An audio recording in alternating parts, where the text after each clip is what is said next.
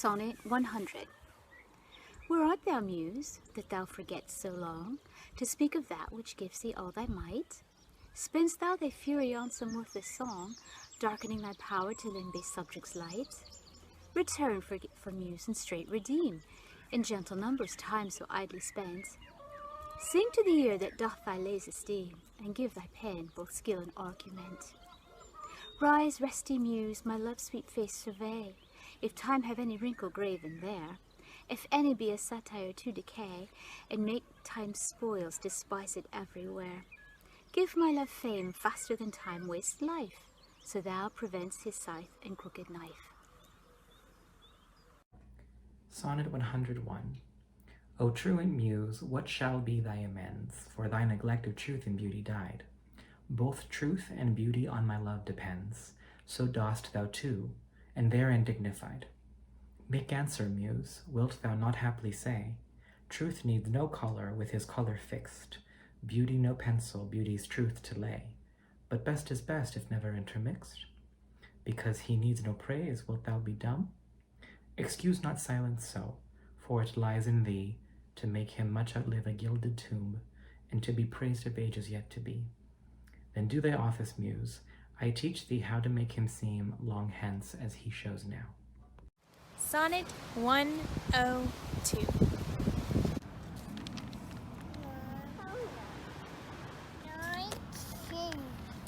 My love is strengthened, though more weak in seeming. I love not less, though less the show appear. That love is merchandised, whose rich esteeming the owner's tongue doth publish everywhere. Our love was new, and then but in the spring, when I was wont to greet it with my lays, as Philomel in summer's front doth sing, and stops his pipe in growth of riper days. Not that the summer is less pleasant now than when her mournful hymns did hush the night, but that wild music burstens every bough, and sweets grown common lose their dear delight. Therefore, like her, I sometime hold my tongue, because I would not dull you with my song.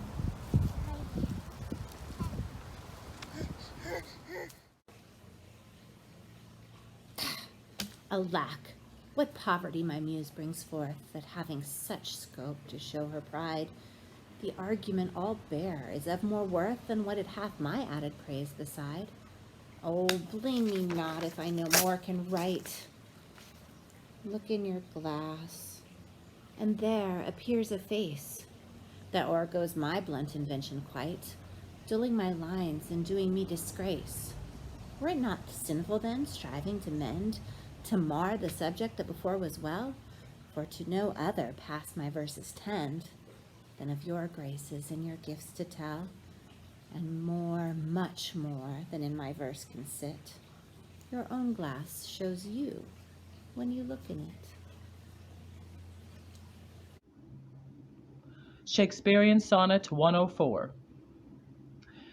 To me, fair friend, you never can be old, for as you were when first your eye I eyed, such seems your beauty still, 3 winters cold, how from the forest shook 3 summers' pride, 3 beauteous springs to yellow autumn turned, and process of the seasons have I seen, 3 April perfumes, and 3 hot Junes burned, since first I saw you fresh, which yet are green. Ah, yet doth beauty, like a dial hand, steal from his figure, and no pace perceived. So your sweet hue, methinks, still doth stand, hath motion, and mine eye may be deceived. For fear of which, hear this, though age unbred, ere you were born was beauty's summers dead. Hello everyone. Today I'm going to read one of Shakespeare's sonnets. I'm going to read Sonnet 105.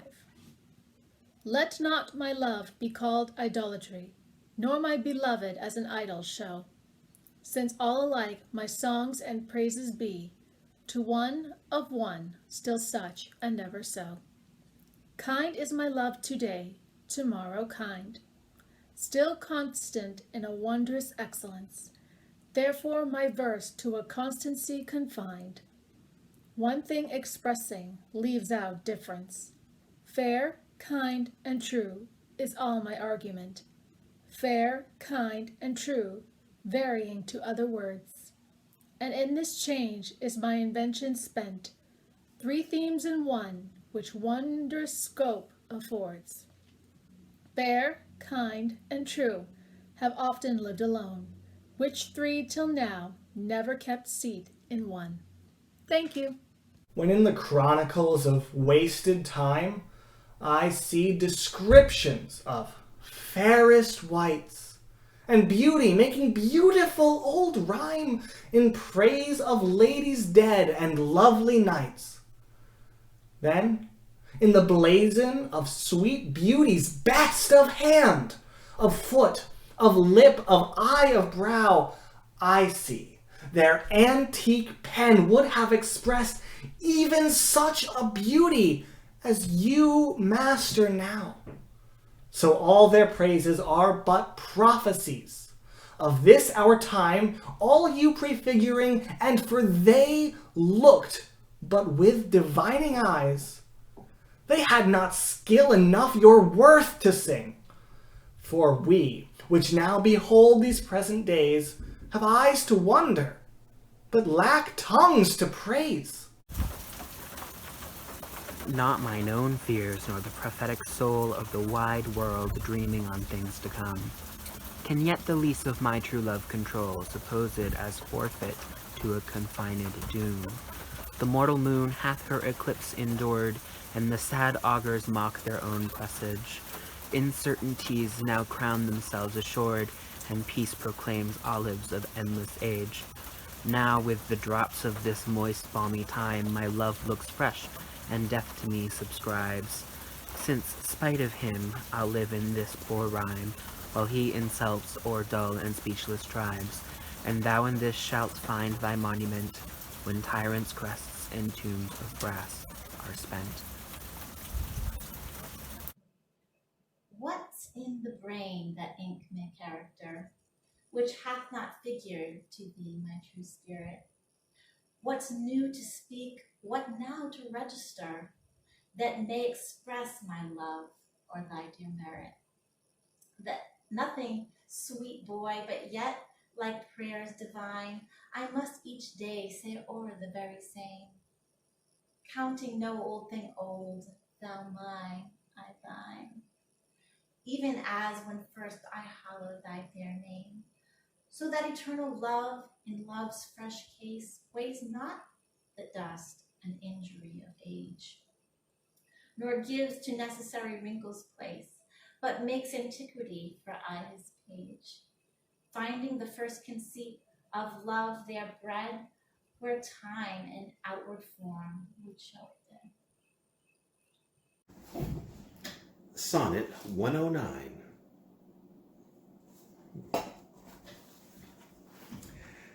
Oh, never say that I was false of heart, though absent seemed my flame to qualify. As easy might I from myself depart as from my soul, which in thy breast doth lie.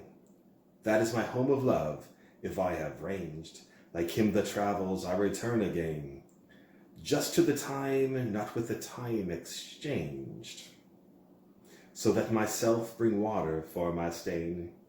Never believe, though in my nature reigned all frailties that besiege all kinds of blood, that it could so preposterously be stained, to leave for nothing all thy sum of good. For nothing this wide universe I call, save thou, my rose, in it thou art my all. Sigh no more, ladies, from Much Ado About Nothing.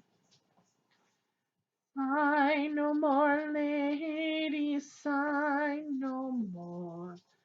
Men were deceivers ever, one foot in sea and one on shore. To one thing constant never, then sigh not so, but let them go.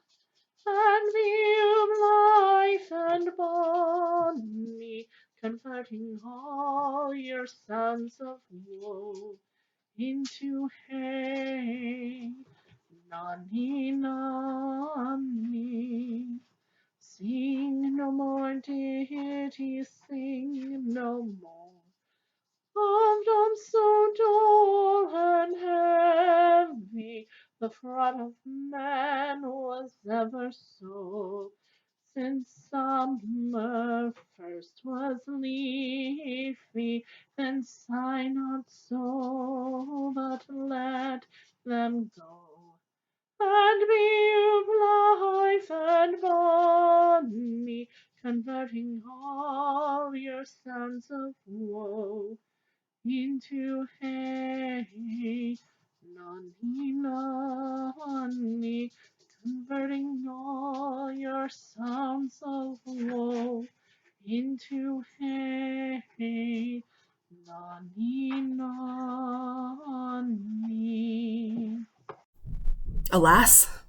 'Tis true I have gone here and there, and made myself a motley to the view, gored mine own thoughts, sold cheap what is most dear, made old offences of affections new. Most true it is that I have looked on truth askance and strangely, but by all above, these blenches gave my heart another youth, and worse essays proved thee my best of love. Now all is done, have what shall have no end. Mine appetite I never more will grind on newer proof to try an older friend, a god in love to whom I am confined. Then give me welcome next my heaven the best, even to thy pure and most loving breast. Sonnet 111. Oh, for my sake do you with fortune chide, the guilty goddess of my harmful deeds, that did not better for my life provide than public means which public manner breeds. Thence comes that my name receives a brand, for some, and almost thence my nature is subdued, to what it works in me like the dyer's hand. Pity me, then, and wish I were renewed, whilst like a willing patient I will drink potions of isle 'gainst my strong infection. No bitterness that I will bitter think, nor double penance to correct correction. Pity me then, dear friend, and I assure ye, even your pity is enough to cure me.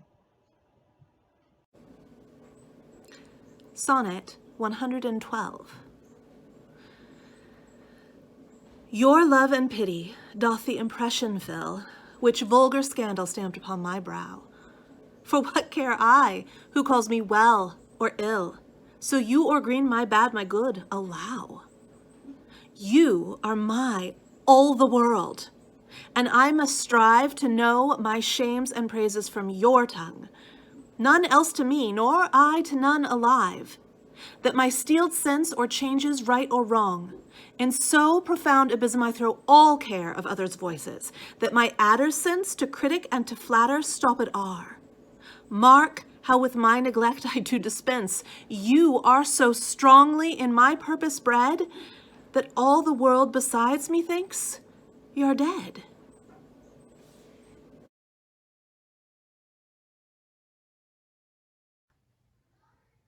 Since I left you, mine eye is in my mind, and that which governs me to go about doth part his function, and is partly blind, seems seeing, but effectually is out. For it no form delivers to the heart of bird, of flower, or shape which it doth latch. Of his quick objects hath the mind no part, nor his own vision holds what it doth catch. For if it see the rudest or gentlest sight, the most sweet favor or deformedst creature, the mountain or the sea, the day or night, the crow or dove, it shapes them to your feature.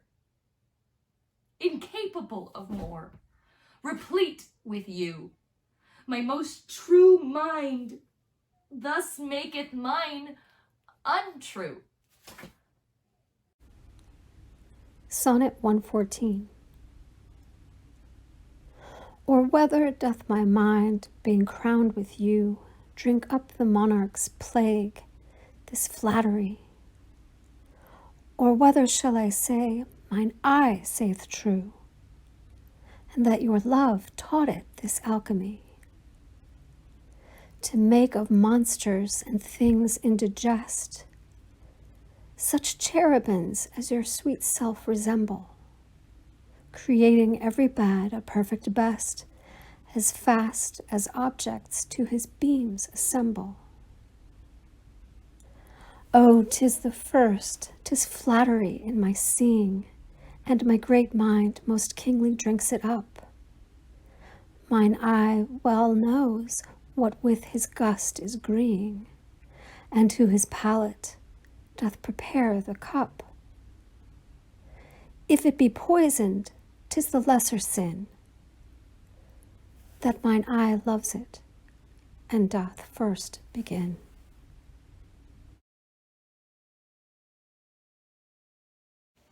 Sonnet 115. Those lines that I before have writ do lie, even those that said I could not love you dearer. Yet then my judgment knew no reason why my most full flame should afterwards burn clearer.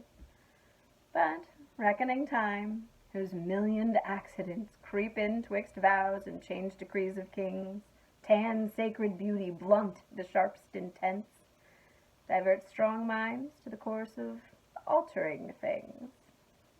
Alas, why, fearing of time's tyranny, might I not then say, now I love you best, when I was certain or uncertainty, crowning the present, doubting of the rest? Love is a babe, then might I not say so, to give full growth to that which still doth grow? No, it begins again.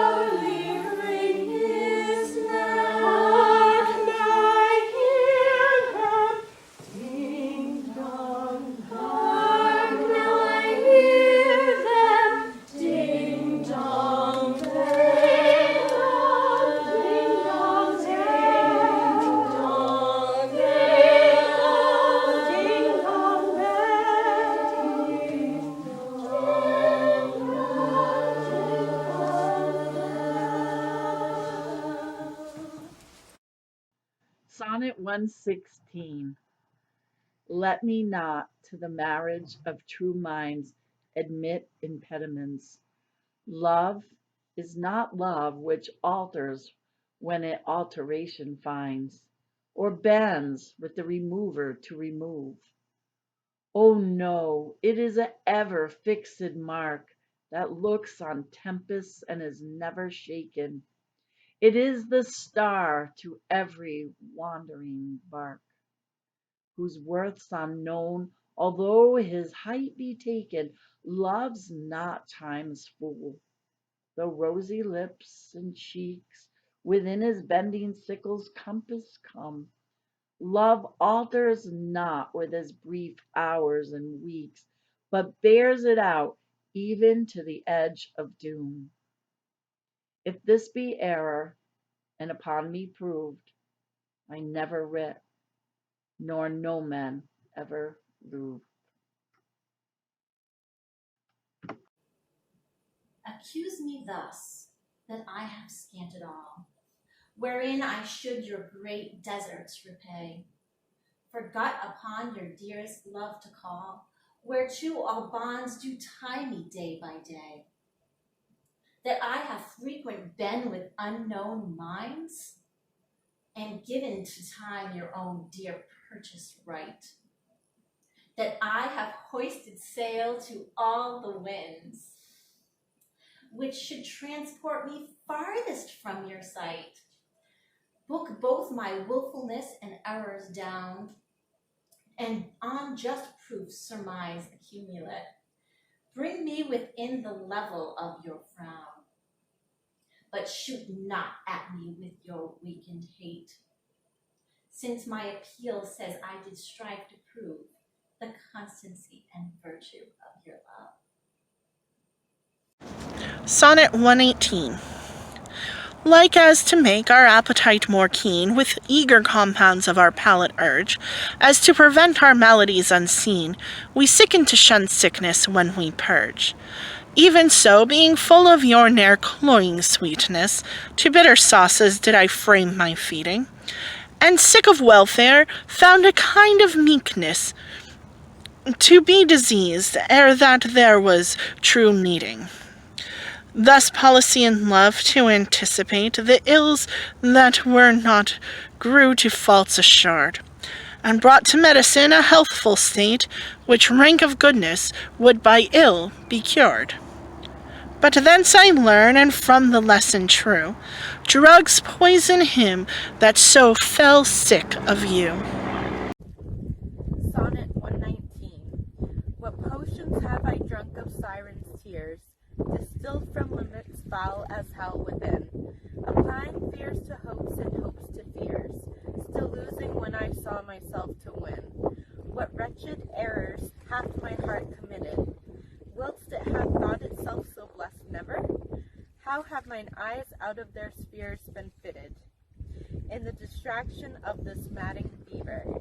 O benefit of ill, now I find true, that better is by evil still made better, and ruined love, when it is built anew, grows fairer than at first, more strong, far greater.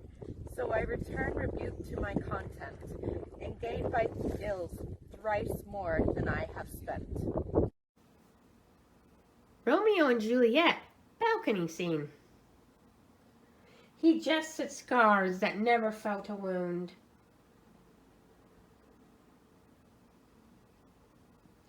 But soft, what light through yonder window breaks? It is the east, and Juliet is the sun. Arise, fair sun, and kill the envious moon, who is already sick and pale with grief that thou, her maid, art far more fair than she. Be not her maid, since she is envious. Her vestal livery is but sick and green, and none but fools do wear it. Cast it off. It is my lady. Oh, it is my love. Oh, that she knew she were. She speaks, but she says nothing. What of that? Her eye discourses. I will answer it. I am too bold. 'Tis not to me she speaks. Two of the fairest stars in all the heaven, having some business, do entreat her eyes to twinkle in their spheres till they return. What if her eyes were there, they in her head? The brightness of her cheek would shame those stars, as daylight doth a lamp. Her eyes in heaven would through the airy region stream so bright, that birds would sing and think it were not night. See how she leans her cheek upon her hand.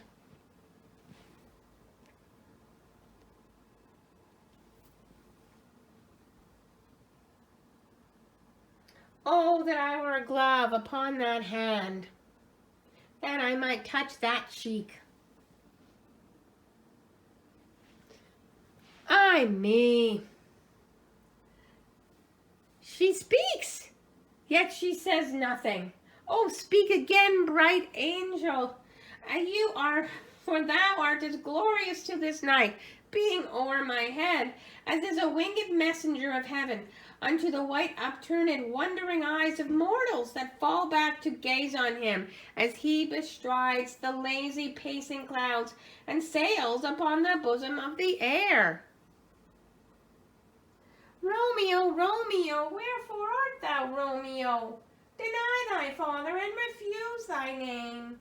Or if thou wilt not, be but sworn my love, and I'll no longer be a Capulet. Shall I hear more? Or shall I speak at this? 'Tis but my name that is thy enemy. Thou art thyself, and not a Montague. What's Montague? It's nor hand, nor foot, nor arm, nor face, nor any other man, part belonging to a man. Oh, be some other name.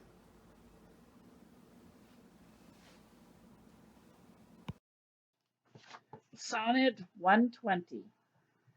That you were once unkind befriends me now, and that for sorrow, which I then did feel, needs must I under my transgression bow, unless my nerves were brass or hammered steel. For if you were by my unkindness shaken, as I by yours, you've passed a hell of a time, and I, a tyrant, have no leisure taken to weigh out aught once I suffered in your crime. Oh, that our night of woe might remembered, my deepest sense how hard true sorrow hits, and soon to you, as you to me, then tendered the humble salve which wounded bosom fits. But that your trespass now becomes a fee, mine ransoms yours, and yours must ransom me.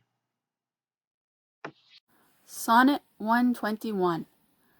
'Tis better to be vile than vile esteemed, when not to be receives reproach of being, and the just pleasure lost which is so deemed, not by our feeling, but by others' seeing.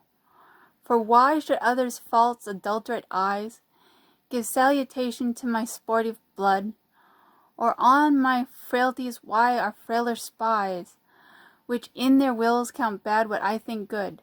No, I am that I am, and they that level at my abuses reckon up their own. I may be straight, though they themselves be bevel. By their rank thoughts my deeds must not be shown. Unless this general evil they maintain, all men are bad, and in their badness reign.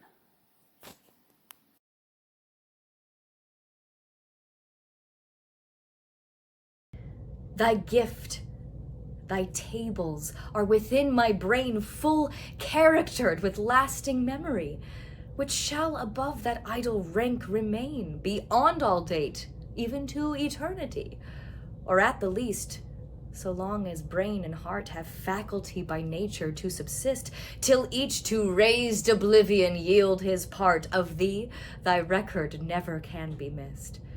That poor retention could not so much hold, nor need I tallies thy dear love to score. Therefore to give them from me was I bold, to trust those tables that receive thee more. To keep an adjunct to remember thee were to impart forgetfulness in me. Sonnet 123. No, time, thou shalt not boast that I do change. Thy pyramids, built up in the newer might, to me are nothing novel, nothing strange. They are but dressings of a former sight. Our dates are brief, and therefore we admire what thou dost foist upon us that is old, and rather make them born to our desire, than think that we before have heard them old. Thy registers and thee I both defy, not wondering at the present nor the past, for thy records and what we see doth lie made more or less by that continual haste. This I do vow, and this shall ever be. I will be true, despite thy scythe and thee.